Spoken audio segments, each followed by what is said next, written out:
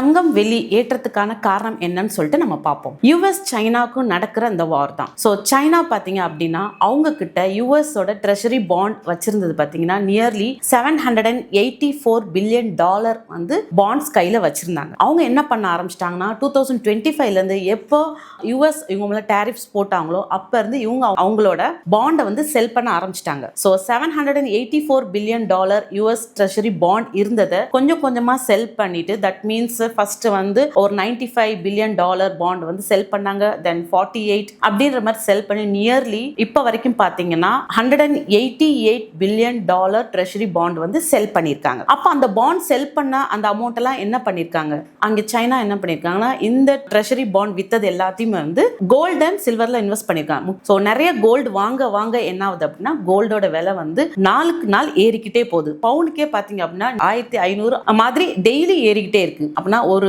கிராமுக்கு வந்து 500லேருந்து 600 இந்த மாதிரி ஏற்றமா இருக்கு. 24 கேரட் ஒரு கிராம் பார்த்தீங்க அப்படின்னா 15,200 கிட்ட இருக்கு. அதே 22 கேரட் ஒரு கிராமுக்கு பார்த்தீங்க அப்படின்னா 14,400 இருக்கு.